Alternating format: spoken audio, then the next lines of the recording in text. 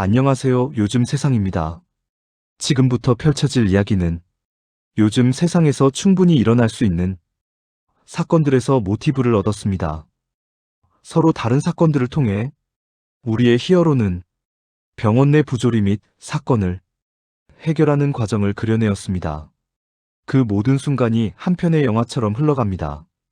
이제부터 화이트 히어로, 정의를 품은 백이의 주먹 비밀 이야기. 그 첫 장을 함께 열어보겠습니다. 내 이름은 박희수. 나이는 32. 내 손끝은 사람을 살리기 위해 움직이고 내 두 발은 세상의 어두운 구석을 향해 달린다. 화이트 코트 안에 숨긴 주먹은 나의 두 번째 심장처럼 뛰며 오늘도 누군가를 지키라고 내가 나에게 말한다. 어릴 적 나는 남들과 다른 사람처럼 느껴졌다. 나만 불행한 것 같고 나만 혼자라는 생각이 자주 들었다. 집엔 늘 싸움 소리가 가득했고 부모님은 서로에게 등을 돌린 채 나를 방치했다. 나는 그 속에서 나를 지킬 수 없었고 그러다 보니 점점 더 외로워졌다. 그리고 그 외로움은 내가 하는 모든 일에 영향을 미쳤다. 나는 사람들로부터 멀어졌고 세상은 나에게 상처만 남기고 가는 것 같았다. 중학생 무렵 나는 자주 집을 나와 거리를 떠돌았고 발길이 닿는 곳마다 내 안의 분노를 흘려보냈다. 시간이 가는 대로 몸을 맡겼고 학교에서도 어디에도 속하지 못한 채 아이들 사이에서 다른 온도로 숨을 쉬는 사람처럼 서 있었다. 상처를 들여다볼 여유도 없이 강해야만 살아남는다고 믿으며 싸움에 몸을 던지던 어느 날 한때 같은 편이던 언니들이 나를 깊은 골목 끝으로 불러냈다. 나는 아무 의심 없이 따라갔다가 몇 초 안에 벽에 밀쳐졌고 비웃음 섞인 목소리들 사이에서 이유도 모른 채 머리채가 휘어잡혀 흔들렸다. 땅바닥에 주저앉은 나를 둘러싼 발끝들이 천천히 다가오며 내 몸을 짓누를 듯 서 있었다. 나는 숨을 고르는 사이 옆에서 누군가 팔로 내 어깨를 세게 밀어 넘어뜨렸고 차가운 바닥에 등이 닿는 순간 나는 세상이 내 위에서 천천히 무너지는 것만 같았다. 그 언니들의 손과 발이 어둠처럼 쏟아져 내려왔고 귀 옆으로 툭툭 떨어지던 조용한 비웃음이 오히려 더 깊은 상처처럼 파고들었다. 그렇게 흐릿한 골목에서 나는 묻혀가는 존재가 되어가고 있었다. 그러던 순간 내가 다시 일어설 수 없겠다는 생각이 스쳐 지나가려던 찰나 누군가의 그림자가 멀리서 드리워졌다. 천천히 다가오는 발소리에 그들의 움직임이 순간 멎었고 그 낯선 남자는 단 한마디도 하지 않은 채 내 앞으로 걸어와 싸움을 멈추게 했다. 나는 뒤엉킨 호흡 속에서 그의 눈빛을 올려다보며 차갑고도 깊숙한 온기가 스치듯 흔들리던 그 시선을 느꼈다. 그 눈빛 안에 어쩌면 내가 오래전부터 찾고 있던 무언가가 잠들어 있다는 이상한 확신이 생겼다. 그 남자는 나를 도와주었고 그날 이후 나는 그의 뒤를 따라가듯 자연스레 그에게 무술을 배우기로 결심했다. 그는 거리에서 흔히 들을 수 있는 싸움꾼이 아니었고 젊은 시절 전통무예의 한 갈래인 택견을 수련해 전국을 돌며 사범으로 활동했던 사람이었다. 한때는 해외에서 경호원 의뢰를 받으며 위험한 현장을 지켜낸 경력도 있었다. 그는 누군가를 때리기 위한 힘이 아니라 지켜내기 위한 기술을 가르치던 사람이라고 했다. 그가 처음 내게 보여준 것은 화려한 발차기도 빠른 손기술도 아닌 정면에서 상대를 밀어내는 호흡의 흐름이었고 그 호흡이 흔들리면 마음도 흔들리고 마음이 흔들리면 싸움은 시작되기 전에 이미 진 것이라는 말을 남겼다. 나는 처음엔 그게 이해되지 않았지만 그의 동작을 따라하며 천천히 몸의 중심을 찾는 연습을 하다 보니 내 안에 흩어져 있던 분노의 조각들이 조금씩 가라앉는 것을 느꼈다. 그는 매일 같은 시간에 좁은 체육관의 불을 켜고 나를 기다렸으며 나는 그 앞에서 수없이 넘어지고 다시 일어났고 주먹을 쥐는 법부터 발끝의 위치까지 하나하나 새로 배워갔다. 그는 늘 말했다. 내가 가진 힘은 사람을 쓰러뜨리기 위한 것이 아니다. 진정한 힘은 세상과 부딪히며 상처를 남기는 것이 아니라 세상을 이해하고 받아들이고 때로는 바꾸려는 마음에서 나온다. 나는 그 말이 처음엔 단순한 훈계처럼 들렸지만 땀과 함께 마음속 깊은 곳에 쌓인 어둠을 조금씩 비워내다 보니 그의 말이 무엇을 뜻하는지 미세하게 느껴지기 시작했다. 어느 순간 나는 더 이상 나 자신만을 위해 싸우고 싶지 않았다. 이제는 내가 사랑하는 이들을 지키기 위해 무언가를 할 수 있는 사람이 되고 싶다는 마음이 서서히 자리 잡았다. 고등학교를 마친 후 나는 간호사가 되기로 마음먹었다. 나는 사람들을 돕고 그들의 아픔을 치유하는 일을 하고 싶었다. 그래서 나는 무술을 배우며 다져온 내 내면의 강함을 그 일을 통해 발휘할 수 있겠다고 생각했다. 내가 배운 것은 단순히 싸움의 기술이 아니었다. 내가 그 남자에게 배운 것은 삶을 살아가는 힘이었다. 나는 이제 그 힘을 사람들을 돕고 세상의 불합리와 싸우는 데 쓰기로 했다. 간호사가 되고 간호사로서 나는 매일 환자들과 씨름하며 그들의 아픔을 이해하고 치유했다. 병원 내에서 벌어지는 불합리한 일들에 맞서 싸우기도 했다. 그때마다 나는 내가 배운 대로 강해지려고 했고 그 강함을 세상을 바꾸는 데 쓰기로 결심했다. 나는 이제 더 이상 세상에 지지 않기로 했고 내가 배운 힘은 더 이상 나만을 위한 것이 아니었다. 처음에는 아무것도 모르는 초보였다. 환자들을 돌보는 일은 내게 너무나 낯설었고 매일같이 내 능력에 의문을 품었다. 하지만 내가 배운 것은 단순한 기술만이 아니었다. 그동안 겪어온 어려움들이 내게 자연스레 강한 마음을 만들어 놓았다. 나는 그 마음을 지켜가며 하루하루를 버텼고 그 과정에서 점점 더 확신을 가지게 되었다. 사람을 돕는 일이 내가 정말 해야 할 일이었음을 깨닫게 된 것이다. 병원에서의 일은 생각보다 더 거칠었다. 원장님과 간호사들, 심지어 의사들까지도 각자의 이익을 위해 환자들을 대하는 모습을 나는 자주 목격했다. 그때마다 내 안에 있던 분노가 치솟았고 그들에게는 무슨 이유가 있건 환자는 단지 숫자에 불과했다. 그러니 환자들의 고통은 그들에게 아무 의미도 없었다. 나는 그런 모습을 보며 고개를 돌릴 수 없었고 환자들을 위해 싸워야 한다는 확신이 점점 더 강해졌다. 내가 그동안 배운 힘을 써야 할 때가 온 것이다.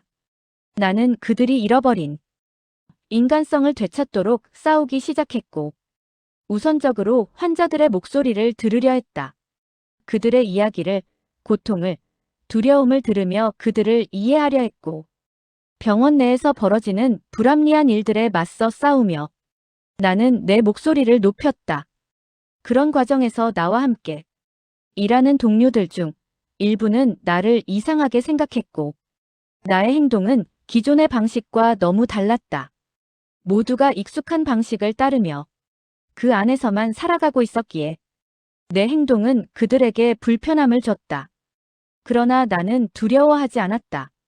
그들에게 인정받기 위해 내가 살아온 방식대로 살 수 없었고 나는 그들의 기준에 맞추려 하지 않았다. 나는 내 방식대로 살기로 결심했다. 어느 날 병원 내에서 환자의 진료를 지연시킨 사건이 있었다. 원장과 몇몇 의사들은 비용 절감을 이유로 환자의 치료를 미루었고 그로 인해 환자는 상태가 급격히 나빠졌다. 나는 그 사건을 그냥 지나칠 수 없었고 내게 주어진 직업은 단순히 환자를 돌보는 것만이 아니었다. 환자가 당한 부당함을 바로잡고 그들의 권리를 지키는 일도 내 몫이었다. 나는 그 사건에 대해 강력하게 목소리를 높였고 결국 병원 내에서는 그 문제를 해결할 수밖에 없었다. 그 일이 지나고 나서 나는 또 한 번 깨달았다. 내가 얻은 것은 단지 무술이나 싸움의 기술이 아니었다. 사람을 지키고 정의를 실현하는 것이 무엇인지에 대한 깊은 통찰이었다. 이제 나는 싸울 때 단순히 손과 발을 움직이는 것이 아니었다. 내 마음과 신념을 담아 싸우는 사람이 되었다. 그리고 내가 간호사로서 싸우는 것뿐만 아니라 그 과정에서 만나는 모든 사람들을 돕고 그들의 고통을 함께 나누는 일이 얼마나 중요한 일인지를 매일매일 느꼈다. 나는 이제 한 사람의 간호사로서 더 이상 나 자신만을 위한 삶을 살지 않는다. 나는 내가 배운 힘을 통해 사회의 불합리와 싸우고 사람들을 돕는 일을 계속해 나가기로 했다. 그날은 평소와 다를 바 없는 하루였고 병원은 여전히 바쁘게 돌아가고 있었다. 환자들을 돌보며 시간을 보내던 중 나는 회복실에서 한 환자의 상태가 심각하게 악화된 것을 발견했다. 이 환자는 수술을 받은 지 이틀이 지났고 정상적으로 회복이 진행되고 있다고 들었지만 회복실에서 환자의 얼굴은 창백하고 식은 땀에 젖어 있었다. 처음에는 그냥 수술한 지 얼마 안 돼서 힘든 상태라고 생각했다. 하지만 나도 모르게 뭔가 이상한 느낌이 들었다. 환자의 호흡은 불규칙했고 혈압이 급격히 떨어지며 맥박은 불규칙하게 뛰고 있었다. 나는 당장 다른 간호사에게 상태를 알리고 그 환자의 기록을 확인했다. 수술은 단순한 복강경 수술이었지만 회복 과정에서 이런 상태가 발생할 이유는 없었다. 일상처럼 벌어지는 순간이었지만 나는 그걸 당연하게 받아들이지 않으려 했다. 환자의 상태가 이상하다는 것을 깨달은 순간 나는 바로 그 수술을 집도한 의사를 호출했다. 의사는 고작 몇 분 만에 회복실에 왔고 환자의 상태를 확인한 뒤 몇 마디를 덧붙였다. 회복이 조금 더 필요한 상태라 그렇습니다. 수술 후에는 종종 이런 반응이 늦게 나타날 때가 있어요. 하지만 나는 그 의사의 말에 쉽게 납득할 수 없었다. 만약 환자분 상태가 아직 완전히 회복되지 않아서 나타나는 반응이라면 왜 그렇게 급격히 상태가 악화된 걸까? 왜 환자는 제대로 된 검사나 조치를 받지 못했을까? 모든 질문이 내 머릿속을 떠나지 않았다. 나는 즉시 환자의 상태를 좀 더 면밀히 조사하고 해당 의사의 진단에 대한 의문을 제기하기로 결심했다. 환자의 병력을 다시 점검하고 수술 기록과 회복 상태를 재조사했다. 검사 결과를 확인하니 나트륨과 포타슘, 헤모글로빈 수치가 계속 떨어지고 있었다.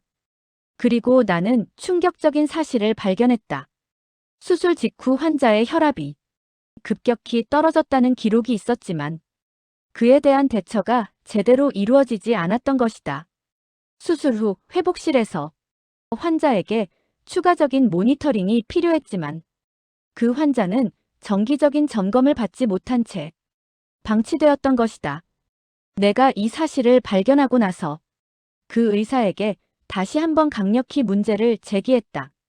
하지만 의사는 여전히 그 문제를 인정하려 하지 않았다.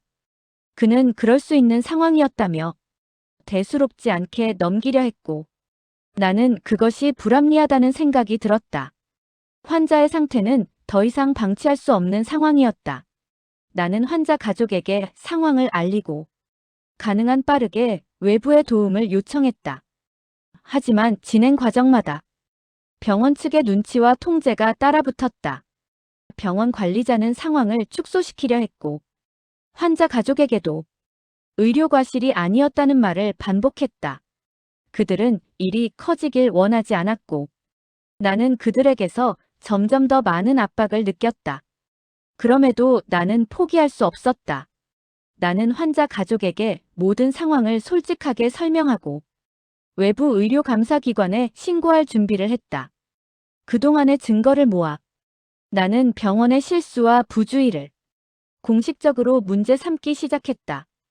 병원 측은 결국 내가 제기한 의혹에 대해 조사에 착수했다. 그동안 여러 번 무시당하고 외면당했지만 나는 절대로 물러설 수 없었다. 결국 병원 내 감사팀은 사건을 재조사했고 수술 후 적절한 관리가 이루어지지 않았다는 사실을 인정하게 되었다. 결국 그 의사는 다른 병원으로 전출되었고 환자는 추가 치료를 받으며 회복할 수 있었다. 환자 가족은 내게 감사의 말을 전했다. 그들의 눈에는 내가 구해준 사람처럼 보였겠지만 나는 그저 내 직업적 사명감을 다했을 뿐이었다. 사람의 생명은 결코 무시될 수 없다. 내가 할 수 있는 일이 그저 작은 것일지라도 그 작은 행동이 큰 변화를 일으킬 수 있다는 것을 나는 믿었다. 그 사건 이후 병원 내 의료 시스템에 대한 신뢰는 점차 무너졌지만 나는 여전히 환자들의 목소리를 들어주며 그들의 권리를 지키기 위한 싸움을 멈추지 않았다. 내 안의 정의감은 한층 더 강해졌고 나는 더 이상 누군가를 위해 싸울 때 두려워하지 않았다. 그리고 며칠 후 병원에 입원한 아이는 처음에는 단순한 사고로 의심됐다. 10살 정도로 보였고 머리와 무릎에 상처가 많았다. 부모는 차분하게 말했지만 눈빛 속에는 무언가 숨기려는 기색이 역력했다. 아이는 사고로 넘어져서 다쳤다는 말을 반복했다. 하지만 아이의 몸 상태는 그 설명과는 맞지 않았고 상처의 자리와 깊이가 단순한 사고라고 보기 어려웠다. 그 아이는 처음 입원했을 때부터 이상한 행동을 보였다. 병실에 들어서자마자 의자에 앉아 내 말은 들리지 않는 듯 손톱만 물어뜯고 있었다. 입원 치료가 시작되었을 때에도 내가 말할 때마다 눈을 피하며 나를 피하는 듯한 태도를 보였고 나는 점점 의심이 들었다. 이 아이가 정말 사고로 다친 것일까? 처음에는 그저 걱정과 불안이 겹쳐서 그런 것일 수도 있다고 생각했지만 점차 그 불안의 정체가 무엇인지 알게 되었다. 아이는 무언가 두려운 게 있었고 아이가 치료를 받을 때마다 두려움에 떨며 나를 피하는 모습을 보았다. 의사에게 상담을 요청하고 아이의 부모에게도 여러 번 말을 걸었지만 그들은 지나치게 차분한 표정으로 아무 일 없다는 듯 대답했다. 그런데 그날 아이가 실수로 옷을 벗을 때 나는 그 아이의 팔꿈치와 팔뚝에 멍이 든 것을 보게 되었다. 상처들은 새 것처럼 선명했다. 아이는 내 눈을 피하며 숨을 죽였다. 그때 나는 확신했다. 이 아이는 단순히 사고로 다친 것이 아니었다. 그것은 분명히 가정에서 일어난 일이었다. 나는 곧바로 아이의 부모에게 다시 물어봤다. 부모는 아이의 다친 부위에 대해 의도적으로 설명을 피했다. 그때부터 나는 아이가 어떤 상황에 처해 있었는지 알아내기로 결심했다. 아이에게 다가가 맛있는 사탕을 주고 살살 달래가며 조심스럽게 물었다. 민지가 다쳤을 때 엄마 아빠가 어떻게 했어? 그 아이는 고개를 떨구며 작은 목소리로 말했다. 엄마가 때려요. 아이의 말은 나에게 엄청난 충격을 주었고 그것은 단순한 말이 아니었다. 그 상황에서 내가 할 수 있는 일은 아이를 안전한 곳으로 데려오는 것뿐이었다. 그래서 나는 곧바로 아이를 향해 움직였다. 아이의 말을 들은 뒤 나는 바로 병원에서 정해진 규정에 따라 아동학대 의심 사례로 보고를 진행했다. 그러나 그것으로 모든 일이 끝난 것은 아니었다.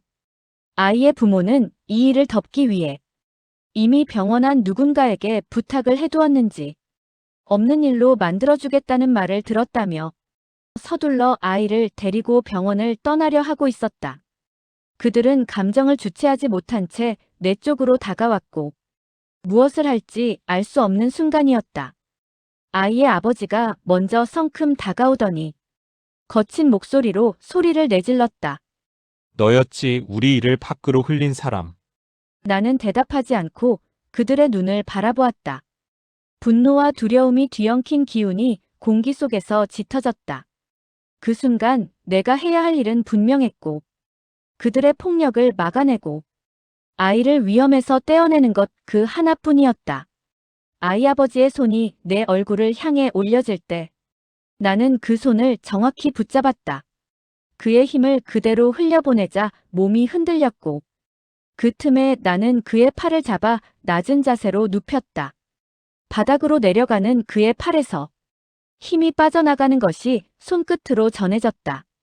그 순간 아이의 어머니가 소리를 내지르며 나에게 달려왔다. 나는 숨을 고르고 그녀의 팔이 스치기 직전에 몸을 비켜내며 그녀의 손목을 잡았다. 순간적인 움직임으로 그녀의 중심이 무너지며 바닥으로 넘어졌다. 나는 그녀가 다시 상처 입지 않도록 조심스레 눌러 고정하며 천천히 말했다. 당신들이 한 일을 세상은 알아야 해. 나는 이 일을 절대로 그냥 넘기지 않을 거야. 그녀는 더 이상 반항할 힘이 없었다. 나는 그들을 제압한 채 경찰에 신고했고 경찰이 도착할 때까지 아이는 더 이상 그들에게 가까이 가지 않도록 했다. 경찰이 도착하자 아이에게 가해졌던 폭력의 상황을 조심스러우면서도 확실하게 짚어주었다. 부모로 지목된 이들은 잠시도 변명할 틈 없이 현장에서 연행되었다. 아이는 곧바로 보호기관으로 인계되어 안전한 손길 안으로 들어갔고 더 이상 공포가 일상이 되는 삶에서 벗어나 새로운 하루를 맞을 수 있게 되었다. 그리고 며칠 후 병원에서 일어난 사건 중 가장 치명적인 것 중 하나는 의약품 유통비리였다.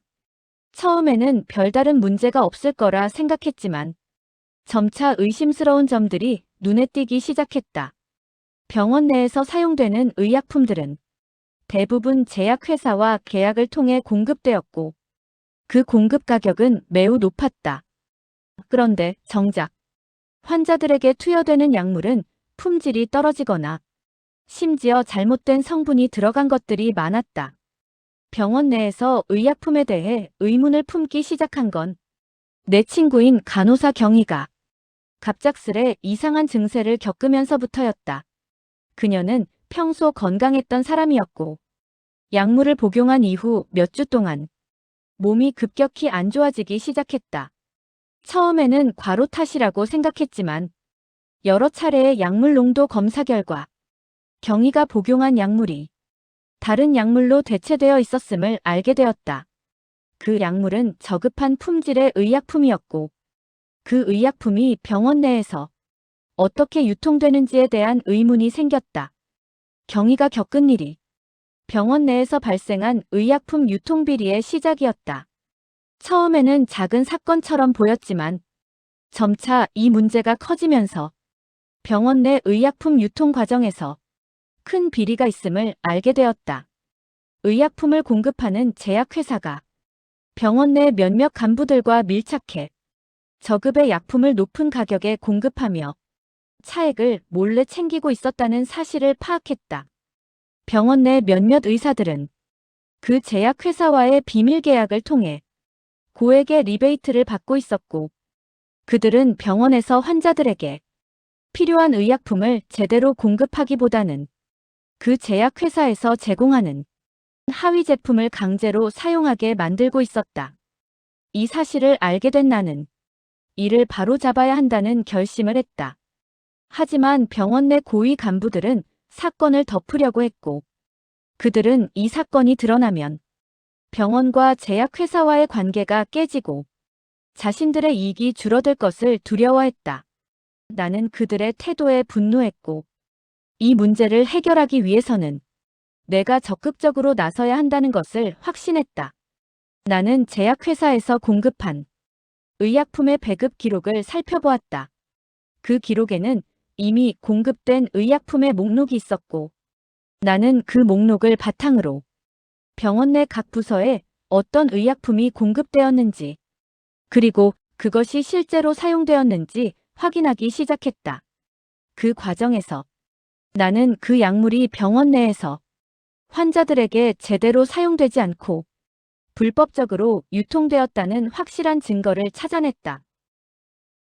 그리고 며칠 후 병원에서는 또 다른 이상한 소문이 돌고 있었고 각종 약물들이 임상시험을 명목으로 환자들에게 제공되었다는 얘기였다. 처음에는 이 소문이 단순한 루머일 것이라고 생각했다. 하지만 점차 병원 내에서 일어난 이상한 사건들이 이를 뒷받침했다. 병원에서 치료 중인 환자들 중 몇몇이 예상치 못한 부작용을 겪으며 급격히 상태가 악화되었고, 그들은 아무런 설명 없이 갑자기 다른 병동으로 옮겨졌다는 것이다.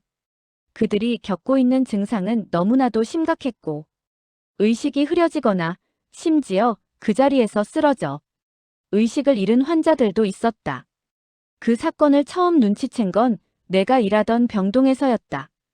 어떤 환자가 의식을 잃고 쓰러지자 나는 즉시 응급처치를 했고, 그 환자를 담당 의사에게 알리면서 약물 복용 이력에 대해 확인했다. 환자가 복용한 약물에는 특이한 점이 있었고, 그 약물은 최근 몇 주 동안 임상시험용으로 처방된 약물이었다. 이 사실을 알게 된 나는 더욱 의심이 들었다. 왜냐하면 그 약물이 치료에 사용된 것이 아니라 임상시험으로 사용되었기 때문이다. 그런데 이 실험에 대한 어떤 설명도, 환자들에 대한 동의서도 없었다. 그저 약물 치료라고만 적혀 있었고, 환자들은 그 약물이 임상시험용이라는 사실을 알지 못한 채 복용하고 있었다. 문제의 약물은 제약회사에서 제조한 새로운 치료제였고, 이 약물은 아직 승인을 받지 못한 상태였다. 그런데 병원 내에서는 이 약물을 시험하기 위해 환자들을 대상으로 임상시험을 진행하고 있었고, 이 사실을 병원장과 몇몇 의사들이 묵인하고 있었다. 나는 더 이상 단순한 의심으로 넘길 수 없었고, 그래서 직접 기록과 문서를 추적하기 시작했다. 그리고 마침내 드러난 진실은 예상보다 훨씬 어둡고 무거웠다. 의약품 유통비리와 임상시험의 중심에는 다름 아닌 병원장이 있었다. 그의 진료 및 연구 자료를 하나씩 살피자 제약회사와 오랜 기간 은밀하게 얽혀온 정황이 또렷하게 드러났다. 제약회사는 막대한 금액을 흘려보냈고, 병원장은 그 대가로 승인도 받지 않은 신약을 환자들에게 시험하듯 투여하기 시작했던 것이다. 그 결과 몇몇 환자들은 설명할 수 없는 부작용에 시달렸고, 일부는 생명을 잃을 뻔한 위험한 상황까지 내몰렸다. 병원장이 제약회사로부터 받은 돈과 그가 약물을 사용하도록 강요한 사실을 확인한 나는 더 이상 이 상황을 참을 수 없었다. 내가 해야 할 일은 분명했다.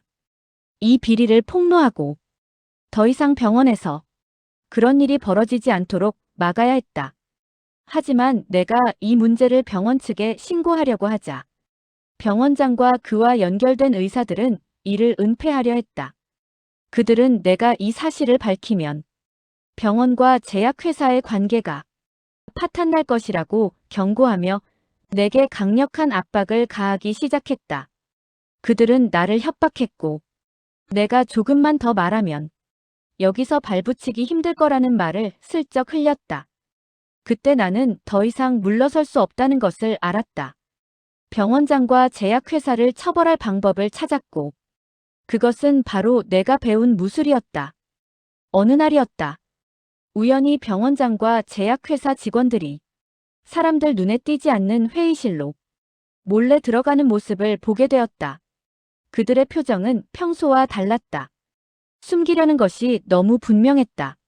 나는 조용히 그 뒤를 따라가 회의실 문에 손을 올렸지만 그 순간 안에서 나오던 병원장의 찜찜한 눈길이 내 발걸음을 멈추게 했다. 뒤이어 제약회사 관계자 2명이 비켜 서지도 않은 채 내 앞을 가로막았다. 그들은 나를 회의실 근처에도 못 오게 하려는 듯 묘한 미소와 함께 길을 막아섰고, 나는 그들의 움직임만으로도 내가 지금 위험한 비밀에 너무 가까이 다가가고 있다는 사실을 깨달았다. 그들의 재질을 해치고 안으로 파고들었다. 그들이 놀라 달려들었지만 나는 그들의 팔을 잡아 방향을 틀어 쓰러뜨렸다. 그들의 힘은 나에게 닿기도 전에 자신들에게 되돌아갔다. 한 명은 바로 넘어지고 다른 이들은 몸을 움켜쥐며 흔들렸다. 그 순간 오래 몸에 밴 동작이 먼저 반응했다. 그리고 병원장의 팔을 붙잡아 흐름을 틀어 제압했고 팔꿈치를 살짝 꺾은 채 낮은 목소리로 말했다. 당신은 이 병원의 환자들을 마루타처럼 취급했어. 당신이 한 일은 절대로 용서할 수 없고 당신의 행동은 결코 정당화될 수 없어. 사람을 실험 재료 취급했으니 그만큼의 대가를 피할 수 없을 거야. 병원장과 제약회사 관계자들이 완전히 제압되었을 때 나는 즉시 경찰에 신고했다. 경찰이 오자 그들에게서 확보한 비밀 장부와 각종 자료를 바탕으로 리베이트 사건의 전모를 모두 털어놓았다. 병원장과 제약회사 관계자들은 즉시 체포되었다. 이 사건은 곧 대대적인 언론 보도로 이어졌고 제약회사의 의약품 유통 비리와 불법 임상시험과 병원장의 비리는 드러났고 환자들은 더 이상 약물 시험의 대상이 되지 않게 되었다. 병원 내 약물 시험 사건은 세상을 충격에 빠뜨렸고 많은 환자들이 희생이 되었다. 그 진실이 밝혀진 순간 마침내 어깨에 얹힌 무게가 조금 가벼워졌다. 그리고 며칠 후 병원에서 일어난 성추행 사건은 처음에는 작은 말에서 시작되었다. 어떤 간호사가 다른 동료에게 말하길 병원 내 고위 간부가 그녀를 지속적으로 괴롭히고 있다는 것이었다. 처음에는 그저 지나가는 얘기일 것이라 생각했다.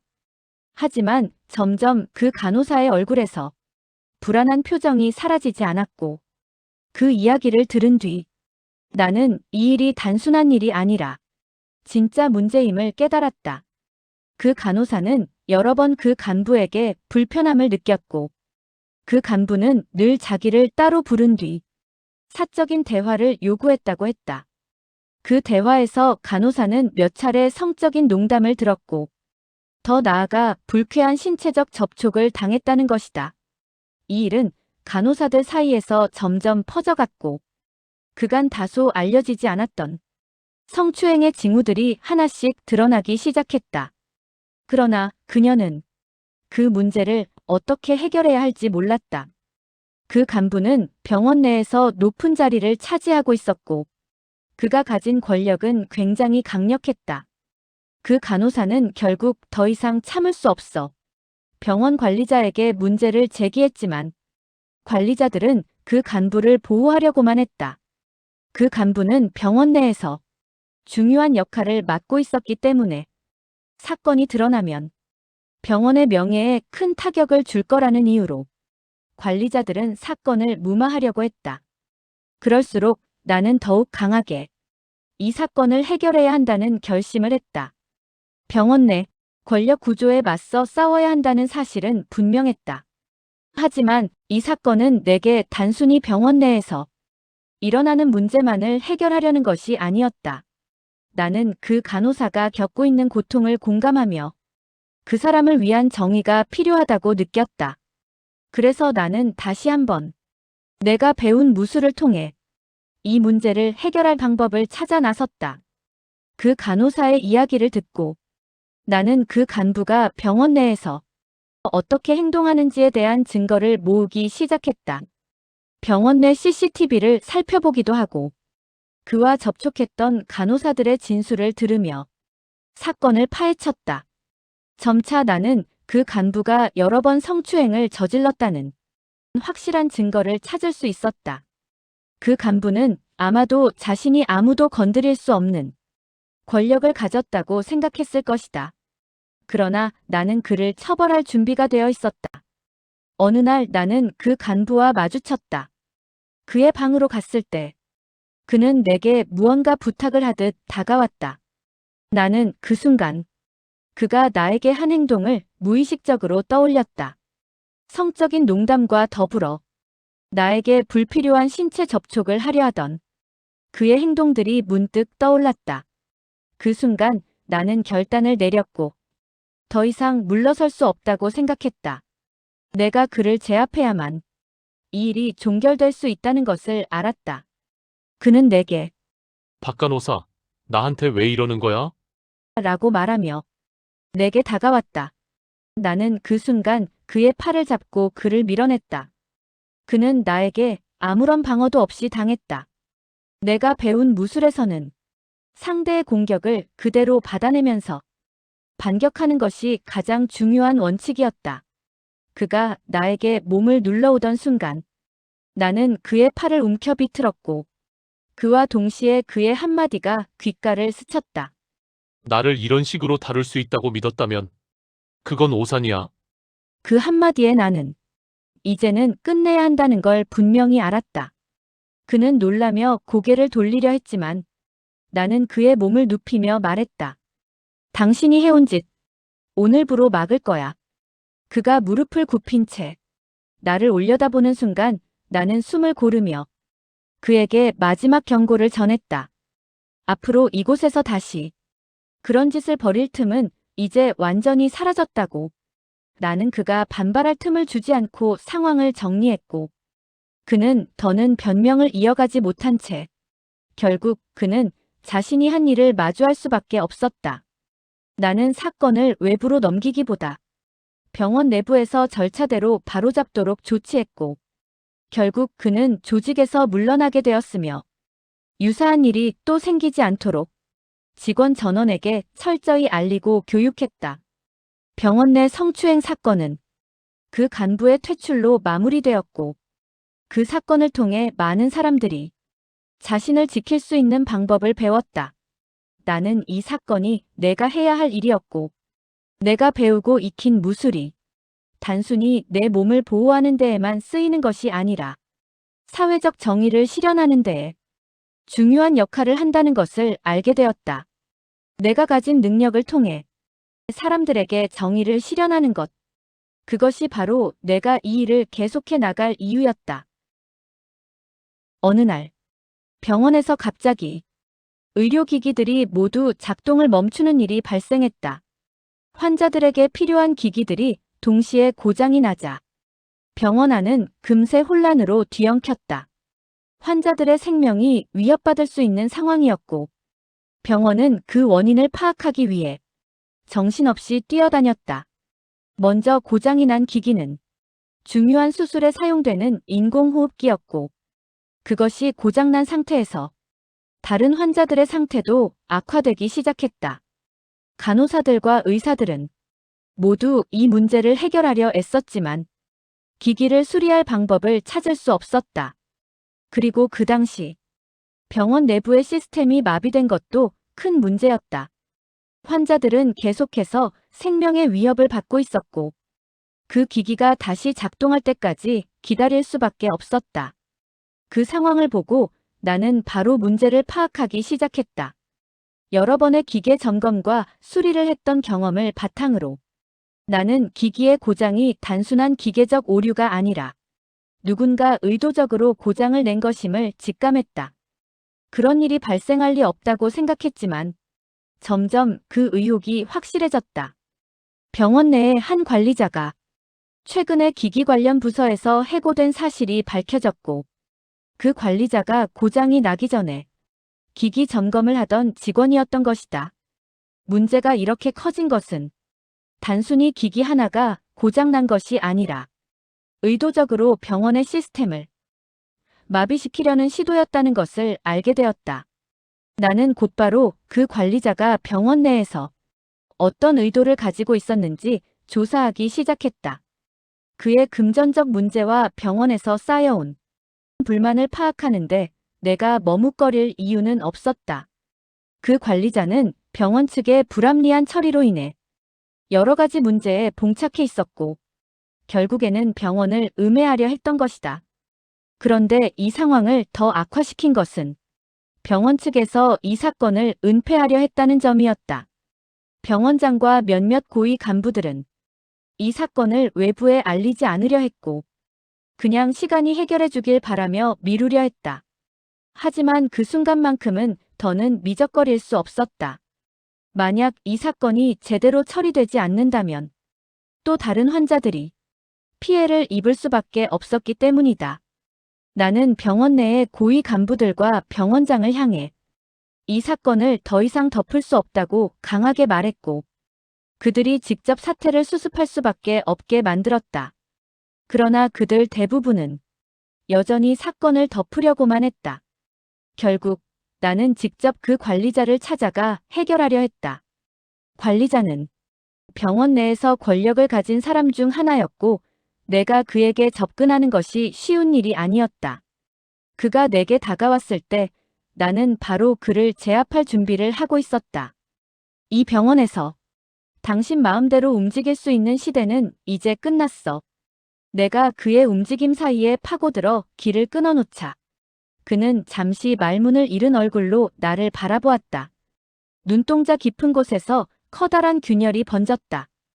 이게 어떻게 가능한지조차 이해하지 못한 채 그는 비웃는 척하며 입꼬리를 올렸지만 턱 아래로 내려가는 떨림은 숨길 수 없었다. 너 같은 간호사가 감히 내 손을 막을 수 있을 거라 착각하지 마라. 그는 위협을 삼키듯 다시 몸을 들이밀었지만 나는 이미 그의 다음 동작을 읽고 있었다. 손목의 힘줄을 눌러 방향을 꺾어버리자 그의 균형이 허탈하게 무너졌고 몸은 바닥으로 가라앉았다. 그가 품었던 기세는 순간 사라져버렸다. 잠시 뒤 병원장과 간부들이 급히 뛰어왔지만 나는 이미 그 관리자의 불법 행위에 대한 증거를 확보한 후였다. 상황이 정리되자마자 경찰을 불렀고 그는 현장에서 체포되었다. 병원 기기 시스템을 고의로 망가뜨린 사실도 곧 밝혀졌다. 사건이 마무리되고 나서 병원 내에서 다시는 이런 일이 발생하지 않도록 모든 기기 점검과 관련된 부서에서 철저한 조사가 이루어졌다. 병원은 이제 외부 감사와 협력해 시스템을 점검하며 더욱 투명하게 운영되기 시작했다. 환자들은 다시 안전하게 치료받을 수 있었고 나는 이번 사건을 통해 또 한 번 사회의 악을 해결할 수 있었던 것에 대해 큰 보람을 느꼈다. 그리고 며칠 후 병원 근처 뒷골목에 수상한 그림자가 있다는 소문은 오래전부터 들려왔다. 나는 처음에는 대수롭지 않게 넘기려고 했지만 어느 날 한 환자의 말이 나를 멈춰 세웠다. 그는 혈액이 급히 필요하다고 했다. 혈액 재고가 바닥이 나 정식 절차를 기다리기엔 시간이 너무 느리다며 누군가가 돈만 건네면 바로 피를 마련해주겠다는 말을 건넸다고 조심스레 털어놓았다. 그의 말을 듣는 순간 나는 감춰져 있던 실체가 비죽 드러나는 것을 보았다. 누군가는 피를 흘리고 누군가는 그것을 돈으로 바꾸고 또 다른 누군가는 그 사이에서 이익을 챙기고 있었다. 누군가가 뒤에서 판을 움직이고 있었다. 나는 그 흐린 흔적을 따라 결국 그들이 모이는 자리까지 스스로 발을 들이밀었다. 오늘 첫 건은 간이식 들어가는 환자야. 장기 도착 시간 맞춰놨으니까. 틀어지면 끝나는 거 알지? 이번엔 더 많은 놈들이 잡혀올 거라고 하니까. 지난주보다 금액도 올렸고. 빠질 놈들은 없을 거야. 그런 사람들 운운하는 건 그냥 붙여놓은 말일 뿐이야. 돈맛 보면 결국 다시 기어들어와. 인간 속은 다 똑같아. 초반에 겁먹고 도망치는 놈들만 아니라면 판은 굴러가. 장기권은 특히 조심해.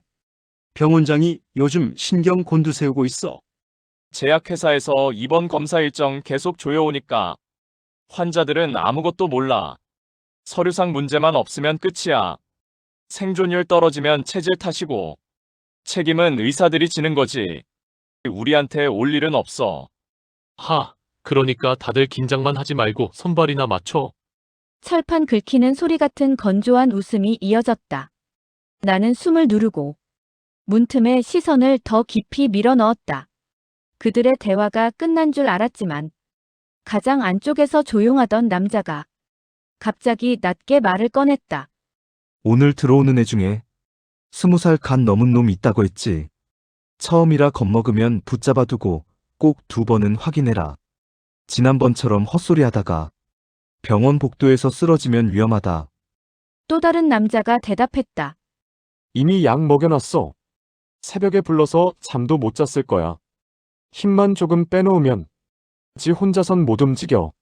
걱정 없어. 그 말에 방 안의 공기가 아주 잠시 고요해졌다. 그리고 누군가가 비닐을 여는 소리가 들렸다. 차가운 얼음 부딪히는 소리, 금속 트레이 긁히는 소리, 숨이 멎는 듯한 공간 속에서 가장 낮은 목소리로 말했다. 이번 건은 병원장한테 바로 보고 들어간다.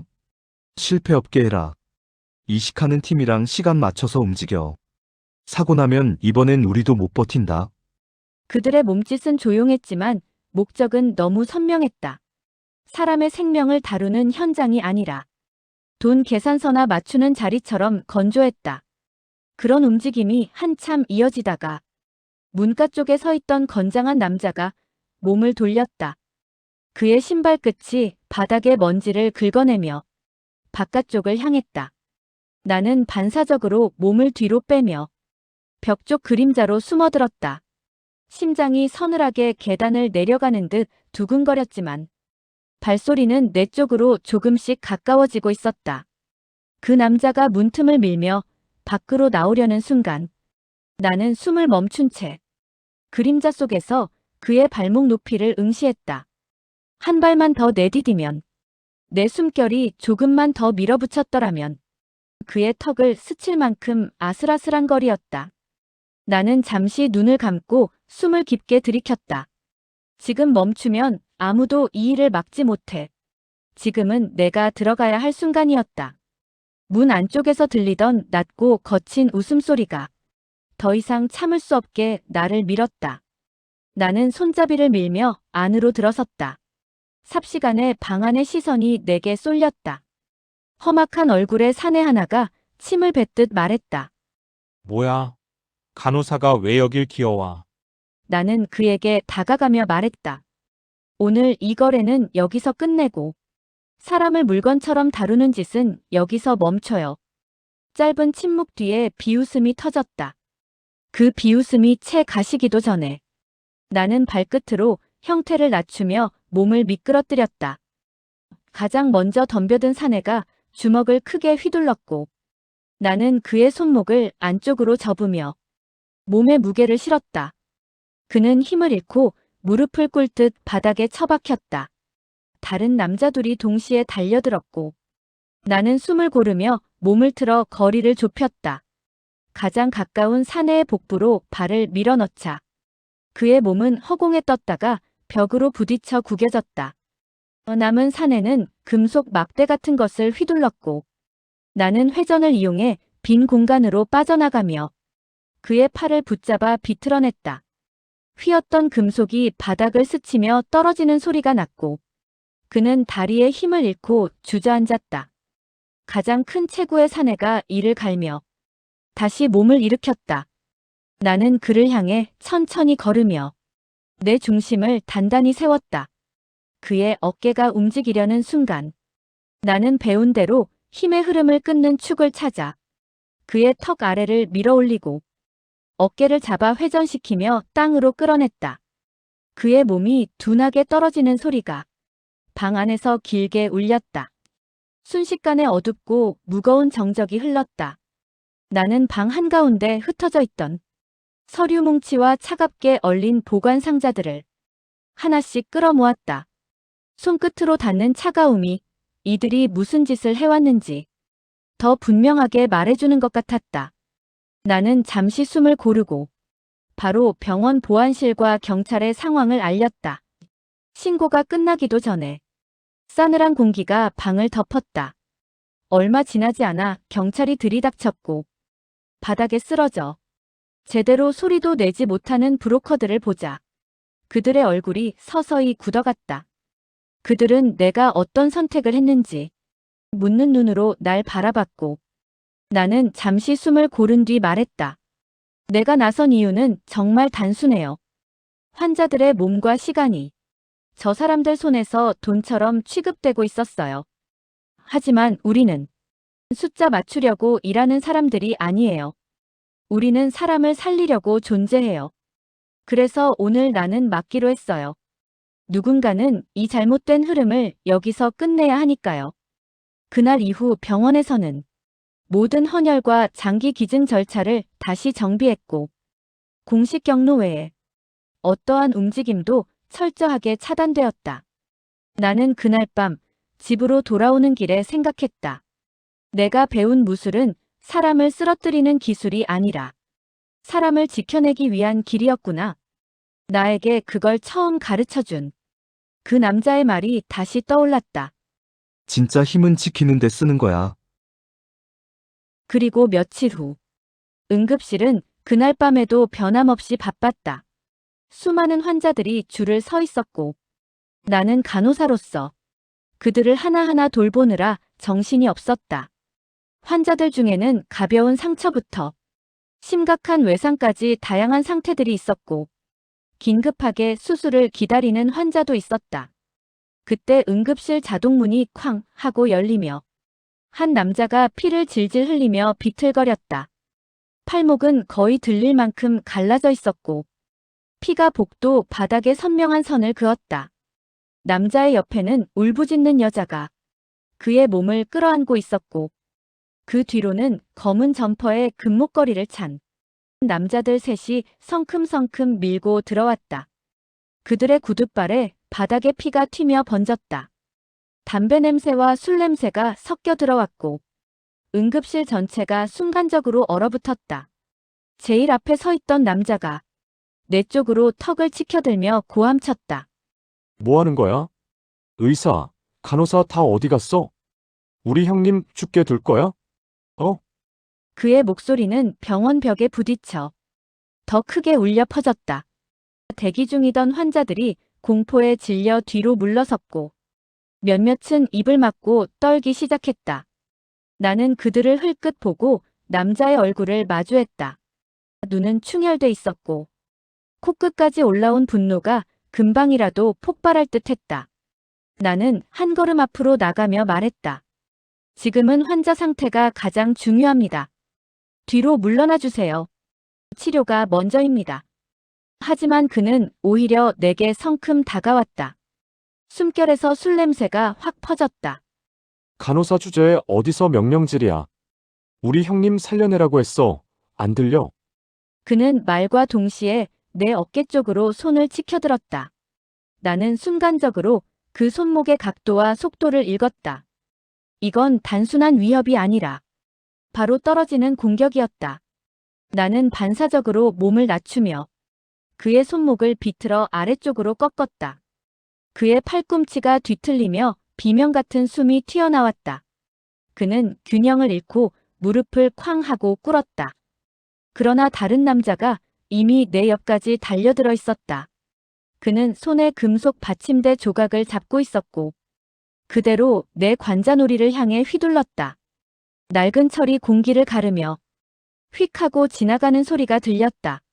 나는 뒤로 굴러 피했고 곧장 그의 팔을 양손으로 붙잡아 몸을 틀었다. 그의 손에서 금속이 튕겨나갔다. 동시에 나는 그의 발목을 잡아 무게 중심을 무너뜨렸다. 그는 응급실 바닥에 그대로 처박혀 커다란 신음소리를 냈다. 세 번째 남자가 욕설을 내뱉으며 내게 달려왔다. 그는 머리채를 잡으려 팔을 뻗었지만 나는 그보다 한 박자 빠르게 움직이며 그의 손목을 잡아 비틀었다. 그의 몸이 따라오며 기울어졌고 나는 곧장 무릎으로 그의 명치를 눌렀다. 남자는 숨을 끊는 듯한 소리를 내며 바닥에 꼬꾸라졌다. 응급실은 아수라장이 되어 있었고 의료진은 놀라 웅크리고 환자들은 겁에 질려 뒤로 밀려 있었다. 피냄새와 고함과 금속 떨어지는 소리가 뒤섞여 잠시 현실감이 끊긴 것처럼 느껴졌다. 나는 쓰러진 3명을 확인하고 다시 피 흘리는 남자와 울부짖는 여자를 향해 몸을 돌렸다. 이제 진짜 치료를 시작해야 했다. 응급실은 아직도 싸움의 잔열이 남아 있었다. 바닥에는 피가 번져 있었고 금속 파편이 굴러다녔다.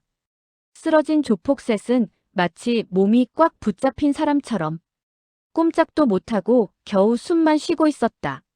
나는 그들을 한번 훑어본 뒤 곧바로 팔목이 찢어진 남자에게 달려갔다.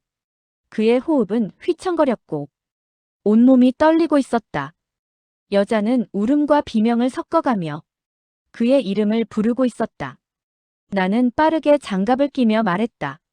지금 출혈이 심해요. 혈압이 떨어지기 전에 막아야 해요. 그러나 그녀는 눈물에 젖은 얼굴을 든 채 떨리는 목소리로 말했다. 제발 살려주세요. 누가 왜 이랬는지도 몰라요. 갑자기 칼을 들고 와서 말은 더 이어지지 못했다. 남자의 상처는 예상보다 깊었고 피가 손톱 밑까지 차오르도록 쏟아지고 있었다. 나는 즉시 지혈대를 묶고 압박을 가하며 다른 의료진을 불렀다. 하지만 모두 조폭들에게 질려 뒤에 숨은 채 움직이지 못하고 있었다. 나는 뒤를 돌아보며 외쳤다. 누구든 와서 거즈랑 생리식염수 좀 가져와요. 지금 당장. 그제야 인턴 하나가 겁먹은 얼굴로 기어오듯 다가와 물품을 내밀었다. 나는 그의 손을 잡아 끌어 당기며 빠르게 말했다. 이쪽 잡아 고정하고 출혈 있는 쪽 절대 놓지 마요. 아니면 더 위험해져요. 남자의 몸은 점점 차가워지고 있었다. 식은땀으로 젖은 그의 얼굴은 이미 창백했고 눈동자는 초점을 잃어가고 있었다. 나는 그의 팔목 깊숙이 벌어진 살틈을 확인하며 말했다. 동맥이 손상됐어요. 수술방 바로 연결해야 해요. 그런데 그 순간 바닥에 눕혀둔 조폭 하나가 숨을 거칠게 몰아쉬며 내게 욕을 내뱉었다. 야, 너 미쳤어? 우리 형님한테 손만 대도 너 진짜 끝장나는 거야? 나는 고개를 들지도 않은 채 그의 방향을 향해 몸을 살짝 틀어 말했다. 지금 여기서 죽을 사람은 당신들이 아니라 이 환자예요. 조용히 있어요. 당신들 때문에 이미 시간이 많이 지나갔어요. 그 말에 그들은 잠시 말이 막힌 듯 아무 소리도 내지 못했다. 아까 내가 쓰러뜨린 충격이 아직 남아있는 듯 몸을 일으키려 하다가 다시 주저앉았다. 나는 다시 환자에게 집중하며 말했다. 남자분 들리세요? 곧 수술방으로 갈 겁니다. 조금만 버티세요. 곧 괜찮아질 거예요. 남자의 입술이 미세하게 떨렸다. 그리고 아주 작게 들릴 듯 말 듯한 목소리가 흘러나왔다. 아내 좀. 나는 그의 손을 잠시 잡으며 대답했다. 옆에 계세요. 당신 지금 혼자 아니에요. 버티셔야 해요. 지금 포기하면 안 돼요. 나는 바로 들것을 끌어오게 하고 인턴에게 지시했다. 산소 공급 연결하고 활력 징후 계속 체크하세요. 절대 눈 떼지 말고. 수술실로 가면 바로 팀 연결해요. 응급실 문이 열리고 들것이 들어오자 나는 피 묻은 장갑을 쥔 손 그대로 그의 몸을 들어 올렸다. 여자는 흐느끼며 그의 옆구리를 붙잡고 따라왔다. 조폭들은 그 모습을 보며 아무 말도 하지 못한 채 바닥에 주저앉아 있었다. 피냄새와 다급한 발걸음 소리가 뒤엉킨 가운데 나는 들것을 밀고 응급실 복도를 빠르게 달렸다. 머릿속에는 단 하나뿐이었다. 이 사람을 살릴 수 있는 가능성. 그 신락 같은 기회를 절대 놓치지 않겠다는 의지였다. 수술은 예상보다 길었지만 결국 성공적으로 끝났다. 남자의 맥박은 안정되었고 혈압도 서서히 자기 자리를 되찾았다. 나는 수술실 문 앞에서 떨리는 숨을 고르며 서 있었다. 여자는 의자에 주저앉아 두 손을 꼭 모으고 있었다. 내가 고개를 끄덕이자 그녀는 눈물을 터뜨리며 자리에서 일어났다. 다행이에요. 정말 다행이에요. 그녀는 내 손을 붙잡고 몇 번이나 고개를 숙였다. 며칠 뒤 남자는 회복을 마치고 퇴원 준비를 하고 있었다. 팔목엔 아직 붕대가 감겨 있었지만 건강한 기운이 다시 피부 위로 돌아오고 있었다. 그는 침대에 앉아 작은 목소리로 말했다. 간호사님 덕분입니다. 아니었으면 저는 아마 여기 없었을 겁니다. 제가 뭐라고 감사해야 할지 모르겠어요. 그의 아내는 그의 옆에 앉아 내 어깨를 꼭 붙들었고 나는 조용히 말했다. 환자분이 이렇게라도 살아계시다는 것만으로 저는 괜찮아요. 그걸로 충분해요. 그날 오후 응급실 한쪽에 조폭 3명이 다시 나타났다. 지난날의 그 오만과 분노는 그림자도 보이지 않았다. 검은 옷은 그대로였지만 얼굴은 전혀 달랐다. 멍이 든 눈밑과 휘청이는 걸음. 어딘가 숙연해진 태도다. 그들은 내 앞에 섰다. 가장 먼저 쓰러졌던 남자가 천천히 고개를 숙이며 말했다. 그날은 저희가 잘못했습니다. 형님이 잘못될까봐 정신이 없었습니다. 그 모든 것이 핑계라는 것도 알고 있습니다. 간호사님 아니었으면 저희 형님은 정말 위험했을 것입니다. 그래서 이렇게 왔습니다. 죄송하다는 말씀, 그리고 감사하다는 말씀 드리러 왔습니다. 세 남자는 동시에 허리를 숙였다. 그 인사는 마치 먼지 하나 없이 깔끔하게 바닥에 놓인 돌멩이처럼 단단하고 분명하게 내려왔다. 나는 잠시 그들을 바라보다가 말했다. 사람 살리는 일엔 누구나 예외 없어요. 다음엔 환자부터 먼저 생각하세요. 그게 진짜 힘입니다. 그들은 아무 말 없이 다시 고개를 끄덕였다. 그중 한 명이 마지막으로 말했다. 앞으로 병원에서 문제 일으키지 않겠습니다. 우리가 여기서까지 날뛰면 안 되는 거 이제 알았습니다. 그러고는 조용히 돌아섰다. 긴 복도를 천천히 걸어나가는 그들의 발소리는 이상하리만큼 고요했다. 나는 그 뒷모습을 보며 마음 한쪽이 조금 가벼워지는 걸 느꼈다. 환자는 살았고, 가족은 웃었고, 누군가는 잘못을 인정했고, 누군가는 다시 인간이 되기 위해 한 걸음 내딛었다. 이 모든 것이 병원이라는 공간에서 하루 동안 벌어진 일이었다. 그리고 나는 다시 응급실의 중앙으로 걸어 들어갔다. 환자를 지키는 일은 끝나지 않는다. 불공정과 폭력과 절망 속에서도 누군가는 끝까지 서 있어야 한다. 그것이 내가 선택한 일이고 내가 살아가는 자리였다. 하루는 응급실에 한 여성이 실려왔다. 그녀는 어린 나이에 비해 매우 피로해 보였고 얼굴에는 멍이 가득했다. 팔꿈치와 다리에도 여러 군데 흉터가 보였고 그녀의 몸은 마치 몇 주 동안 숨막히게 시달린 것처럼 기운이 없었다. 나는 즉시 그녀에게 다가가 상처를 점검하며 물었다. 어떻게 된 거죠? 어떤 일이 있었던 거죠? 그녀는 잠시 머뭇거리다가 입을 열었다. 그냥 사고였어요. 넘어졌어요. 하지만 그녀의 눈빛은 그 말과 전혀 어울리지 않았다. 나는 그녀가 더 이상 거짓말을 하지 않길 바랬다. 그리고 다시 한번 물었다. 누가 당신을 이렇게 만든 거예요? 이름을 말할 수 있나요? 그녀는 고개를 떨구며 한참을 망설이다가 작은 목소리로 말했다. 제 남자친구예요. 그녀의 대답을 듣고 나는 그녀의 눈을 찬찬히 살폈다. 그 눈에는 분명히 공포와 두려움이 서려 있었다. 그날 나는 곧바로 의사에게 보고하고 그 여성을 더 이상 혼자 두지 않기로 결심했다. 그녀의 신체적 상처만큼이나 마음의 상처도 깊었기 때문에 그녀의 상태를 안정시키는 것이 우선이었다. 그녀는 처음엔 말이 없었지만 시간이 지나면서 조금씩 이야기를 꺼냈다. 그녀는 한 달 전부터 남자친구와 만남을 시작했고 처음엔 달콤하고 행복한 시간이었지만 어느 순간부터 남자친구는 자신의 감정을 통제할 수 없게 되었다고 했다.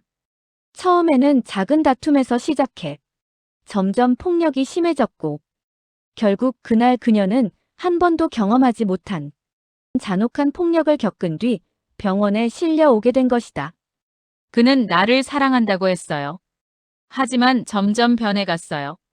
내가 뭘 잘못했는지 모르겠어요. 그녀는 흐느끼며 눈물을 흘렸다. 나는 그녀의 손을 잡고 말없이 그녀의 고통을 느끼고 있었다. 그런데 그 순간 내가 할 수 있는 일이 무엇인지 명확해졌다.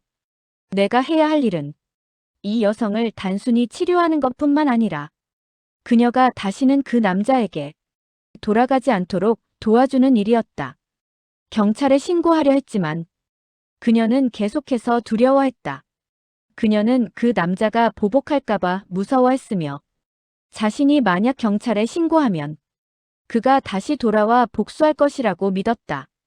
나는 그녀에게 간호사로서 할 수 있는 모든 방법을 동원해 그녀가 다시 일어설 수 있도록 돕기로 결심했다.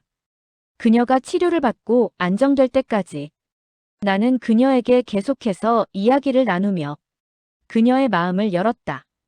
그리고 점차 그녀는 나와 조금씩 마음을 터놓기 시작했다.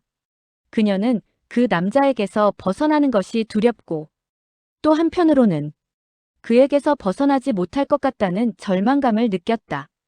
그러던 중 나는 그 여성을 돕기 위해 병원 내 사회복지사와 협력하기로 했다.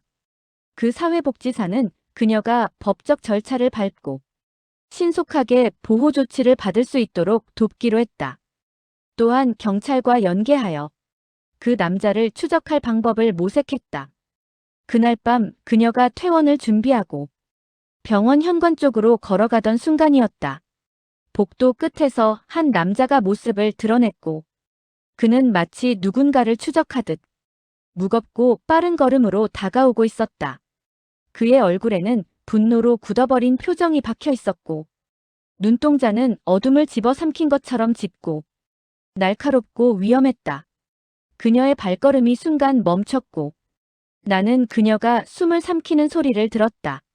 마치 이 남자를 보는 것만으로도 몸이 먼저 움츠러드는 사람처럼 보였다. 어디 가는 거야? 그의 목소리는 살얼음처럼 차갑고 억눌린 분노가 터지기 전에 떨림이 서 있었다. 그녀는 본능적으로 내 쪽으로 몸을 숨기듯 살짝 이동했고 나는 그녀의 손등이 떨리고 있는 것을 눈치챘다. 그는 그런 그녀의 반응을 더욱 자극받은 듯 입꼬리를 억지로 올렸지만 그 표정은 웃음이라기보다 상대를 조여오는 불길한 경고 같았다. 내가 계속 말했지. 내 전화는 절대 끊지 말라고. 왜 병원에 간다면서 나한테 말도 안 해? 그는 다가오며 비틀거리듯 손을 내저었고 그의 걸음은 술 기운인지 분노 때문인지 모를 비틀거림이 섞여 있었다. 그럼에도 걸음 하나하나에는 폭력적인 기세가 담겨 있었다. 그녀는 눈을 피하며 조용히 말했다. 제발 그만해요. 여기 병원이야. 하지만 그는 들리지 않는다는 듯 한껏 목소리를 높였다. 병원이면 뭐 어때? 네가 어디에 있든 나한테서 완전히 벗어나는 건 아니라고 했잖아. 네가 무슨 짓을 했는지 내가 모를 줄 알아? 나는 그 순간 그녀가 겁에 질려 뒤로 물러나는 모습을 봤다. 단순히 화가 난 남자에게서 도망치는 것이 아니라 오래된 공포가 되살아나는 모습이었다. 반복된 통제, 감정적 폭력, 그리고 신체적 위협을 이미 수없이 겪어본 사람만이 보이는 반응이었다. 그녀의 어깨는 위축되어 있었고 그는 그런 그녀의 취약함을 마치 자신의 소유권이 확인된 것처럼 확신하는 눈빛으로 바라보고 있었다. 저기요, 이제 그만하시죠. 나는 단호하게 말했다. 하지만 그는 나를 향해 비웃듯 고개를 젖혔다. 간호사가 뭘 안다고 끼어들어. 너 같은 년들이 제일 재수 없어. 내가 말하고 있는데 계속 가로막는 거야. 그는 숨을 들이쉬며 화를 끌어올리고 있었고 갑작스러운 격한 움직임으로 손을 올렸다. 그의 눈에는 명확한 폭력의 의지가 깃들어 있었다. 손을 들자마자 나는 이미 그의 동작을 읽고 있었다. 그의 손목을 잡고 비틀어 돌리는 동시에 팔꿈치를 꺾어 몸의 균형을 흐트러뜨렸다. 그는 비명과 함께 바닥 가까이로 휘청거렸고 나는 그를 그대로 바닥으로 누르며 팔을 뒤로 고정시켰다. 그가 몸부림치며 욕설을 내뱉자 나는 더욱 힘을 주어 그의 어깨를 고정시켰다. 도망치듯 뛰쳐나온 그녀의 호흡이 빠르게 들려왔다. 그녀는 손으로 입을 막은 채 그 상황을 바라보고 있었다. 일어서지 마세요. 이미 충분히 위험한 행동을 하셨습니다. 나는 그에게 말했다. 하지만 그는 다시 일어나려 허리를 움직였고 그 순간 나는 그의 다리 뒤를 정확히 차올려 중심을 무너뜨렸다. 그의 몸이 바닥에 쿵 하고 떨어졌고 나는 즉시 그의 목 옆을 눌러 더 이상 반격할 수 없도록 제압했다. 그는 분노와 공포가 뒤섞인 비명을 낼 뿐이었다. 직원들이 달려오고 경찰이 도착했을 때 그는 이미 움직이지 못했고 폭력의 흔적은 모두 기록으로 남겨졌다. 그녀는 마침내 그와의 관계에서 완전히 벗어날 수 있었다. 나는 그녀가 다시는 이런 폭력에 노출되지 않도록 지원 절차를 안내했고 병원 상담팀과 연계해 보호 조치를 받을 수 있도록 도왔다. 그녀는 울먹이며 고개를 숙였고 나는 조용히 말했다. 이제는 당신을 해칠 사람은 아무도 없어요. 당신은 여기서부터 다시 시작하면 돼요. 그날 사건 이후 나는 다시 한번 다짐했다. 내가 해야 할 일은 환자들을 돌보는 것뿐만 아니라 그들이 겪는 폭력과 고통에 맞서 싸우는 것이라는 사실을 알았다. 그리고 며칠 후 병원 내에서 환자들의 개인정보가 유출되었다는 신고가 접수되었다. 처음에는 간단한 실수일 수도 있다는 생각에 내부 조사만 진행되었지만 점차 상황은 심각해졌다.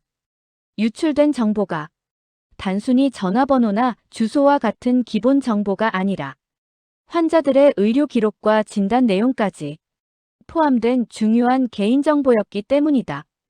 병원 내에서 이 정보를 유출한 사람이 누구인지 알 수 없었고 이를 통해 불법적인 거래나 범죄가 발생할 수 있다는 우려가 커졌다. 나는 병원 내부 보안팀과 협력하여 사건을 추적하기 시작했다. 조사 결과 병원 내에서 정보를 유출한 사람은 의외로 가까운 사람일 수 있다는 사실을 알게 되었다. 병원 직원 중 일부가 제약회사나 보험회사와의 거래를 통해 환자들의 민감한 정보를 외부에 넘기고 있었다. 그들은 그 정보들을 거래 대상으로 삼아 큰 돈을 벌고 있었다. 내가 알게 된 건 그들이 환자들의 개인정보를 넘기면서도 아무런 후속 조치를 취하지 않았다는 사실이었다. 그로 인해 피해자들은 몇 년이 지난 후에도 신용도에 큰 문제가 생기고 일부는 보험금을 부정하게 청구당한 사실도 있었다. 조사를 계속하던 중 나는 그들 중 일부가 이미 제약회사와 깊은 연관이 있다는 사실을 알게 되었다. 제약회사는 이 정보를 불법적으로 사용해 환자들의 진료 기록을 바탕으로 마케팅을 진행하고 있었고 더 심각한 건 그 정보를 통해 환자들의 건강 상태를 예측하고 특정 약물을 강매하려고 했다는 점이었다. 내가 병원에서 다루고 있던 여러 사건 중 이 사건이 가장 큰 충격을 주었다. 처음에는 단순한 개인정보 유출로 여겼지만 그것이 환자들의 생명과 직결되는 문제라는 사실을 깨달았을 때 나는 그들에게 빠르게 조치를 취할 방법을 찾아야 했다. 그날 오후 병원 내에서 그와 관련된 모든 자료를 확보하고 있었던 나는 보안팀을 통해 정보를 유출한 주범을 추적하기 시작했다. 그리고 마침내 그들이 환자들의 정보를 어떻게 빼내고 그 대가를 받는지에 대한 증거를 확보했다. 그때 그 유출자가 병원 보안팀에서 일하고 있던 한 직원이었다. 그는 자신의 직무를 악용해 환자들의 개인정보를 빼내어 외부로 유출하고 있었다. 그를 추적하기 위해 나는 병원 내 CCTV를 확인하고 그의 최근 활동을 조사했다. 그리고 마침내 그가 정보를 유출하는 장면을 발견할 수 있었다. 환자 기록을 외부로 빼돌리는 장면을 직접 보고서야 그의 범죄가 얼마나 심각한지 확실히 깨달았다. 그때 내가 그와 마주쳤다. 그는 내게 경고의 말을 건넸다. 박 간호사님이 끼어들어서 바뀔 건 없어요. 괜히 나섰다가 손해만 볼 거예요. 하지만 나는 그를 물러서게 할 생각이 없었다. 나는 그에게 다가가서 말을 했다. 그만두세요. 더 이상 이런 짓은 용납되지 않아요. 그가 나를 무시하고 도망치려 하자 나는 그를 막기 위해 무술을 사용했다. 그의 팔을 붙잡고 뒤로 비틀어 그를 제압했다. 그는 필사적으로 몸을 비틀며 탈출하려 했지만 나는 그의 몸을 고정시키고 더 이상 도망치지 못하게 했다. 당신은 이제 끝이야. 나는 그에게 냉정하게 말했다. 그는 내게 모든 것을 털어놓았다. 그가 개인정보를 유출하고 이를 거래한 제약회사와 보험회사의 명단도 말해주었다. 그와 그의 공범들은 경찰에 체포되었고 그들이 유출한 개인정보는 모두 회수될 수 있었다.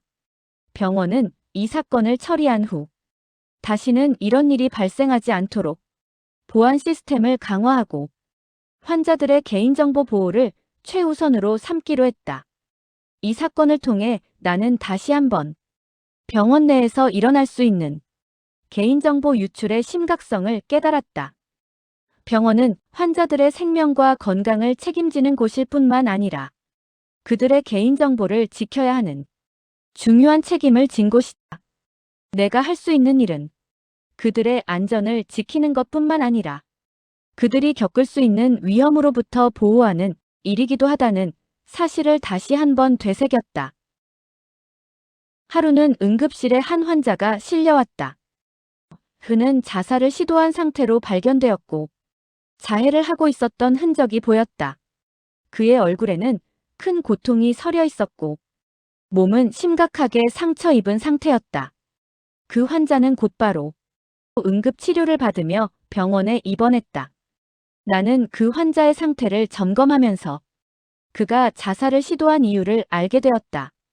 그는 과거에 심각한 경제적 어려움에 처해 있었고 그로 인해 우울증과 스트레스를 받아 자살을 결심한 것으로 보였다. 그가 겪은 고통은 아무리 말로 표현해도 부족할 정도로 깊었다. 하지만 내가 알게 된 건 그의 자살 시도가 단순한 심리적 고통 때문만이 아니라는 사실이었다. 그 환자는 불법적인 빚 독촉을 받으며 그로 인해 지속적으로 고통을 받았다는 것이다. 그의 빚을 쥐고 있던 사람들은 폭력적이고 불법적인 방법으로 그를 압박하며 그를 정신적으로 위협하고 있었다. 그의 경제적 위기는 결국 신경과 정신에 심각한 영향을 미쳤고 자살을 결심하게 만든 핵심적인 원인 중 하나였다. 나는 그의 사정을 듣고 그가 갇혀있는 지옥 같은 현실을 이해할 수 있었다. 그가 입원한 곳에서 조사하다 보니 그를 몰아붙이던 이들이 누군지 드러났다. 그들은 그 환자에게 가혹한 방법으로 빚을 갚으라고 강요하며 폭력과 협박을 일삼고 있었다. 그들은 그의 가족에게도 위협을 가하며 그를 물리적으로나 정신적으로 괴롭히고 있었다. 나는 그들이 병원 근처에 있는 어두운 골목길에 숨어 있다는 정보를 듣고 그들을 추적하기 시작했다. 병원과 주변 지역을 조사하며 점차 그들이 은밀히 활동하고 있다는 사실을 밝혀냈다. 그들은 불법 대출 업체와 연결되어 있었고 이를 통해 많은 사람들을 착취하고 있었다. 어느 날 그들이 다시 한번 그 환자에게 빚을 갚으라고 협박하기 위해 병원 근처에 나타났다. 나는 그들이 또다시 그 환자를 위협하려고 하는 순간을 놓칠 수 없었다. 병원 밖으로 나가 그들을 마주쳤을 때 그들은 나를 보고 경고를 했다. 그 무리는 내 앞까지 들이닥쳐 상황을 지배하듯 큰 소리로 너 따위가 왜 여기 끼어들어? 하며 위협했다. 그 사람을 괴롭힌 게 너희라는 걸 알았어. 그래서 이제는 내가 나설 거라고 단호하게 말했다. 그들은 나를 무시하며 공격을 시도했지만 나는 그들을 빠르게 제압했다. 그들이 날 공격하려 했을 때 나는 정확히 그들의 공격을 피하며 무술을 사용해 그들을 차례차례 제압했다. 한 명은 팔꿈치를 꺾어 제압하고 또 다른 한 명은 손목을 비틀어 벽에 밀쳐 눕혔다. 그들이 반격하려고 했지만 나는 이미 그들의 움직임을 막아놓고 그들에게 경고했다. 여기서 끝이야. 더는 그 사람에게 손대지 말고 조용히 사라져. 그들은 더 이상 반항할 수 없었고 나는 그들에게 경찰에 신고할 것이라고 말했다. 그들은 결국 내 말을 듣고 더 이상 그 환자에게 손을 대지 않겠다고 약속했다. 그러나 나는 경찰에 사건을 신고했으며 불법 대출과 협박을 일삼고 있던 그들은 곧 법의 심판을 받게 되었다. 이 환자는 결국 자살 시도를 중단하고 정신적 회복을 위해 치료를 받으며 새로운 삶을 시작할 수 있었다. 병원은 그 사건 이후 정신 건강과 관련된 상담 시스템을 강화하며 비슷한 사건이 재발하지 않도록 예방책을 마련했다. 그리고 며칠 후 병원 내에서 환자 식사와 식당 운영에 관한 이상한 소문이 돌기 시작했다. 한 번은 환자 식사의 질에 대해 불만을 제기한 환자가 있었고 그 이후 여러 환자들 사이에서 식사의 질이 떨어졌다는 불평이 이어졌다. 이 문제가 커지자 나는 그 불만을 세밀히 조사하기로 결심했다.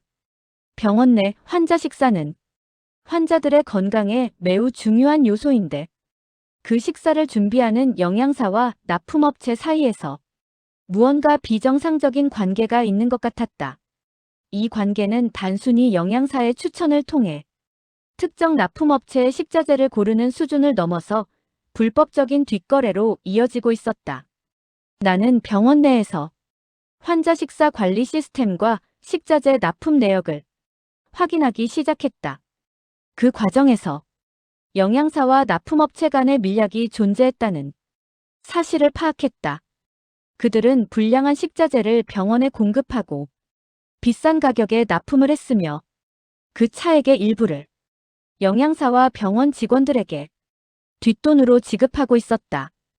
이 비리의 규모는 점차 수천만 원에 달하는 금액이었고 식자재의 품질 또한 낙후된 상태로 환자들에게 제공되고 있었다.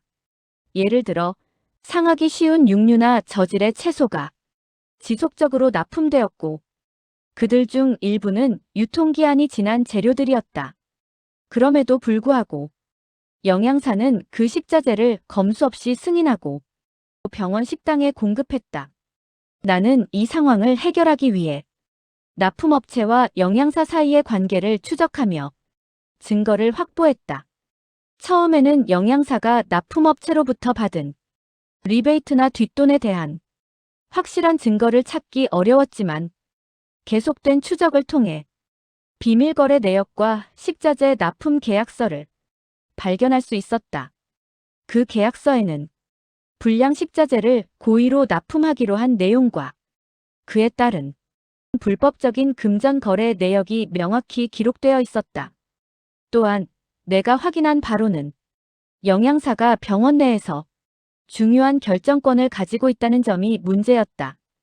그들은 식사 메뉴와 재료를 선정하는 전권을 쥐고 있었으며 이로 인해 병원 식자재의 품질이 하락했음에도 불구하고 납품업체의 이익을 먼저 고려했다. 그들은 서로 밀약을 맺고 병원 측에는 저렴한 가격을 제시하며 낡고 품질 낮은 재료를 공급했지만 그 대가로 얻은 리베이트는 자기들의 뒷주머니로 들어갔다. 결국 이 사실이 드러나면서 환자들의 건강에도 심각한 영향을 미쳤다. 나는 이 문제를 해결하기 위해 병원 관리팀과 협력해 불법적인 계약과 비리를 중단시키기 위한 작업을 시작했다. 병원 내에서 불법 거래가 지속되지 않도록 공개적으로 조사를 진행했으며 관련된 영양사와 납품업체의 관계자들을 조사하기 시작했다. 하지만 그들이 불법 거래 사실을 숨기기 위해 나를 방해하려 했고 그들은 나에게 위협적인 행동을 취하며 조사를 막으려 했다. 그들은 내가 이 문제를 폭로하려는 것을 막기 위해 압박을 가했지만 나는 더 이상 그들의 범죄를 묵과할 수 없었다. 내가 영양사와 납품업체 관계자들을 마주한 순간 납품업체 직원이 나에게 주먹을 날리며 공격했지만 나는 그가 휘두르는 주먹을 피하고 바로 그의 목을 조여 그를 제압했다. 그는 한순간에 쓰러졌고 더 이상 반격할 수 없었다. 이 사건을 해결한 후 나는 병원 관리팀과 경찰에 증거를 넘겼고 불법 거래에 연루된 사람들은 즉시 법적 처벌을 받았다. 영양사와 납품업체 관계자는 부정청탁과 업무상 횡령으로 구속되었고, 병원은 식자재 납품 시스템을 완전히 새롭게 정비했다. 병원은 공정한 납품 시스템을 도입하고 식자재의 품질을 철저히 관리하기 위해 모든 납품업체와 계약서를 다시 체결했다. 또한 영양사와 식당 직원들을 대상으로 윤리 교육을 강화하여 다시는 불법적인 거래가 발생하지 않도록 했다. 그리고 며칠 후 병원에서 발생한 조폭과의 싸움은 예상보다 더 심각한 상황으로 번져갔다. 어느 날 병원 노조의 리더인 이경호가 죽음의 위협을 받았다는 소식이 들려왔다. 그들은 병원 내의 노조 활동을 방해하고 요구사항을 묵살하려는 병원 측의 압박을 받았다.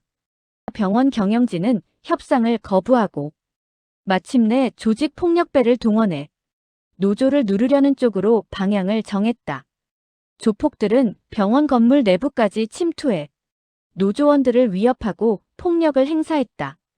노조위원장 이경호는 병원 로비에서 조폭들에게 끌려 나왔고, 그 모습을 본 나는 가슴이 갑자기 뛰기 시작했다. 내가 알던 그 무술을 통해 이 상황을 어떻게든 해결해야 했다. 경호 씨, 나는 급히 그의 이름을 부르며 다가갔다. 박 간호사님, 경호의 얼굴은 창백해져 있었다. 그는 더 이상 싸울 힘이 없어 보였다. 걱정하지 마세요. 내가 해결할게요. 내 몸은 이미 전투 모드로 돌입했다. 수련을 통해 내 몸에 익힌 기운이 다가오는 상황에 맞춰 빠르게 반응했다. 나는 조폭 중 한 명을 노려봤다. 그들의 눈빛은 내게 경고를 보냈지만 나는 그들의 위협을 아랑곳하지 않았다. 내가 할 수 있는 것은 이 순간 이 싸움에서 이기는 것뿐이었다. 내가 싸울 상대는 내가 아니다. 나는 조폭의 말에 응수하며 잠시 후 그를 향해 재빠르게 몸을 움직였다. 날렵한 발차기로 그를 제압하며 동시에 다른 조폭에게 달려갔다. 그들은 한 명씩 차례차례 쓰러지기 시작했다. 박 간호사님, 정말 대단한 분이에요. 경호는 내 쪽을 바라보며 낮은 목소리로 고마움을 건넸다. 그 순간 병원 안에 드리워졌던 조폭들의 위협은 더 이상 느껴지지 않았다. 내가 익힌 무술은 누군가를 쓰러뜨리기 위한 기술이 아니라 두려움 속에서 벗어나기 위한 힘이었고, 결국 모두를 지키는 방패가 되었다. 며칠 뒤 병원 경영진과 노조는 오랜 갈등 끝에 합의를 이루게 되었고, 회의실에서는 눅눅했던 긴장이 천천히 풀려나갔다. 경영진 대표가 노조위원장 이경호와 마주 앉아 고개를 숙이며 말했다. 이렇게 매듭질 수 있어 다행입니다. 노조위원장 이경호는 숨을 고르는 듯 한동안 조용히 있다가 고개를 들며 말했다. 여기까지 올 수 있었던 건 박 간호사님의 힘이 컸습니다. 나는 그들의 대화를 듣고 있었다. 이제 싸움의 목적이 사라진 듯 마음이 한결 가벼워졌다. 우리가 버텨온 이유는 결국 이곳을 누구나 안심하고 일할 수 있는 공간으로 만들기 위해서였지요. 경호는 내 얼굴을 보고 다시 한번 말했다. 진심으로 감사했습니다. 큰 도움 받았습니다. 내가 고마운 건 그도 마찬가지였다. 우리는 각자의 방식으로 이겨낸 것이다. 그 싸움이 더 큰 변화를 만들어냈다는 것에 큰 의미가 있었다. 병원에서 얽혀있던 문제들은 하나씩 실마리를 찾기 시작했고, 내부의 갈등도 서서히 가라앉았다. 나는 맡았던 업무들을 정리하며 이곳에서의 역할이 끝나가고 있음을 느꼈지만, 마음 한편에서는 이것이 끝이 아니라는 걸 알고 있었다. 내가 걸어가야 할 길은 병원이라는 작은 울타리를 넘어 더 넓은 세상으로 향하고 있었고, 그동안 마주했던 수많은 싸움과 마찰은 나를 단단하게 만들었다. 나에게 필요했던 건 힘 그 자체가 아니라 그 힘을 어디에 어떻게 써야 하는가에 대한 책임감이었고, 사람들의 목소리를 외면하지 않겠다는 다짐이었다. 그래서 나는 더 큰 변화를 향해 나아가기로 했다. 내가 움직여야 할 곳은 이제 병원 바깥이었다. 그 무렵 큰 규모의 격투기 대회가 열릴 시기가 다가왔다. 병원에서 하루를 견디는 일조차 숨이 막히던 나였지만 왜 이 무대까지 오려 하는지 스스로에게 물었다. 그 대답은 생각보다 단순했다. 내가 버텨낸 시간과 배워온 힘이 과연 나를 어디까지 데려갈 수 있는지 확인하고 싶었다. 언젠가 누군가의 삶을 지켜야 할 순간이 온다면 지금 이 자리에서 도망치지 않는 내가 필요했다. 대회장은 특유의 땀 냄새가 섞인 공기로 가득했고 바닥의 매트는 오래 사용해서 약간 닳아 있었다. 조명은 희미하게 깜빡였고 심판의 호각 소리와 선수들의 기합이 공간을 아주 작은 파편처럼 흩어지고 있었다. 나는 출전 명단에서 내 이름이 불릴 때마다 심장이 잠깐 멈추는 것처럼 느껴졌지만 동시에 이상한 차분함이 몸속 깊이 자리 잡아갔다. 첫 경기가 시작되자 상대의 숨소리까지 들릴 만큼 집중이 예민해졌다. 그의 손끝이 내 손목을 스치는 순간 나는 그동안 새벽마다 혼자 반복하던 동작들이 저절로 튀어나오는 걸 느꼈다. 회전하며 들어가고 어깨를 낮추고 상대의 중심을 뒤틀어 내려앉히는 그 일련의 동작들은 내 삶에서 수없이 반복된 고통과 버팀의 시간들이 그대로 쌓여 만들어낸 몸의 기억 같았다. 상대가 떨어지는 소리와 함께 관중의 숨소리가 한 번에 터져나왔고 나는 그 순간 비로소 숨을 들이켰다. 준결승에서는 상대의 발바닥이 매트에 미끄러지는 소리가 이상하게 크게 들렸다.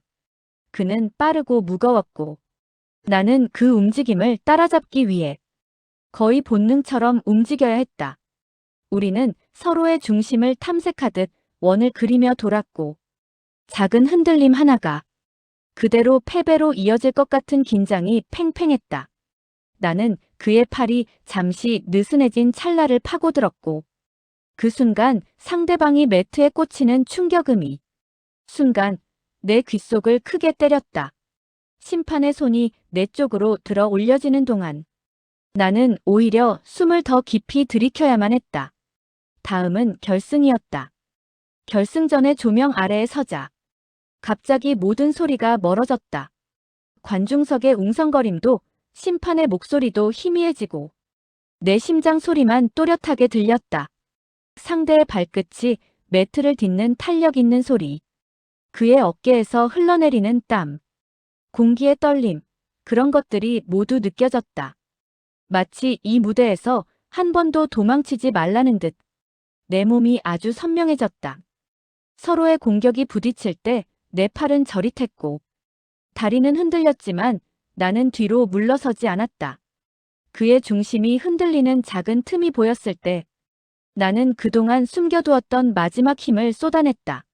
매트가 울릴 정도로 그의 몸이 떨어지고 심판의 손이 천천히 올라가는 그 찰나 모든 소리가 멀어지고 모든 것이 이미 고요하게 마무리된 듯한 감각이 스쳤다. 우승이라는 말이 들렸지만 기쁨보다 먼저 찾아온 건 이상한 고요였다. 나는 내가 기술로만 이긴 것이 아니라는 걸 알고 있었다. 나를 버티게 했던 수많은 새벽에 채운 상처, 그리고 병원에서 매일 마주했던 무력감, 그 모든 것들이 한데 쌓여 지금 이 자리까지 나를 밀어올린 것이었다. 나는 그 순간 내가 사회에서 어떤 존재가 되어야 하는지 조금 더 선명하게 느꼈다. 누군가의 절망을 붙잡아줄 힘이 되어야 한다면 나는 이제 그 손을 끝까지 놓지 않을 것이다. 병원에서 이어지던 긴 싸움도 서서히 잦아들었다. 나는 남아있던 문제들을 하나씩 정리하며 마지막까지 숨을 고르듯 일을 마무리했다. 그동안 뒤엉켜 있던 실타래가 조금씩 풀리며 병원은 예전의 호흡을 되찾아갔고 그때 나는 내 손에서 조용히 빠져나가는 어떤 감정을 느꼈고 더는 붙들지 않아도 된다는 사실을 처음으로 알아챘다. 이제 여기서의 역할은 끝났다는 조용한 확신이 들었다. 내가 지나온 복도는 더 이상 나에게 싸움을 요구하지 않았고, 나는 그렇게 천천히 병원을 뒤로 걸어 나왔다. 그 모든 벼랑 끝의 순간마다 나를 붙잡아준 사람이 있었다. 넘어질 듯 흔들리던 나를 조용히 받쳐주던 그림자 같은 존재, 그가 민호 씨였다. 임상병리사로 묵묵히 일하는 그는 내가 지나온 어둠과 지금도 싸우고 있는 현실을 누구보다 정확히 읽어내는 사람이었다. 우리가 처음 마주했던 그날 이후로 굳이 말로 설명하지 않아도 서로에게 닿는 무언가가 생겼다. 그 울림은 시간이 흐를수록 더 또렷해졌다. 내가 휘청거리면 그는 말없이 방향을 잡아주었고, 내가 감당해야 하는 선택과 고집스러운 신념까지도 있는 그대로 받아들였다. 내가 걸어온 길은 늘 무언가가 가로막혀 있었고, 그 앞에서 나는 매번 숨을 고르며 멈춰 서야 했다. 병원 안의 오래된 균열들은 예상보다 더 깊게 박혀 있었고, 사회가 만들어낸 불평등과 편견의 벽은 생각보다 훨씬 높았다. 나는 그 벽 사이에서 끝없이 부딪히며 상처를 얻었고, 때로는 주저앉고 싶을 만큼 지쳐갔다. 그렇다 해도 멈춰 설 수는 없었다.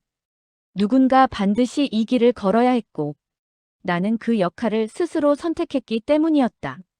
시간이 지나면서 나를 믿고 따라주는 사람들이 늘어났다. 나는 더 이상 현장에서 환자를 돌보는 한 사람의 의료인에 머물지 않고, 누군가의 삶을 실제로 바꾸기 위해 앞에 서는 존재가 되었다. 사람들의 지지는 점점 흐름을 만들었고, 결국 나는 도시의 방향을 결정하는 서울시장 선거라는 큰 무대 위에 서게 되었다. 선거는 고요한 전쟁이었다. 끝없이 쏟아지는 공격과 논란 사이에서 흔들릴 때도 있었지만, 나는 오래 버텨온 싸움의 시간을 떠올리며 다시 중심을 잡았다. 그리고 그 모든 폭풍이 지나간 자리에 항상 민호 씨가 있었다. 그는 끝까지 내 손을 놓지 않았고, 우리는 함께 마지막까지 걸어갔다. 결국 나는 국민들의 선택을 받아 새로운 시대의 문을 여는 자리로 나아가게 되었다. 서울시장이라는 무게를 짊어지게 된 것이다. 그 승리는 나 혼자 만들어낸 것이 아니었다. 나를 믿고 함께 버텨온 민호 씨, 그리고 내 곁에서 지지해준 동료들과 시민들의 마음이 한데 모여 만들어낸 결과였다. 서울시장이 된 이후의 날들은 한순간도 가벼운 적이 없었다. 매일이 쌓이는 짐처럼 무거웠지만 나는 해야 할 일을 하나씩 현실로 옮겨갔다. 의료 시스템뿐만 아니라 사회에 필요한 법과 제도들이 다시 손질되었고, 불필요한 절차들은 과감히 줄여 더 많은 이들에게 닿을 수 있게 정비되었다. 오랫동안 자리를 지키던 낡은 구조들 또한 서서히 새로운 모습으로 바뀌어갔다. 여러분의 구독과 좋아요, 알림 설정은 앞으로 더 좋은 영상을 만드는데 큰 힘이 됩니다. 더 재미있고 의미 있는 콘텐츠로 보답하겠습니다. 시청해주셔서 진심으로 감사합니다.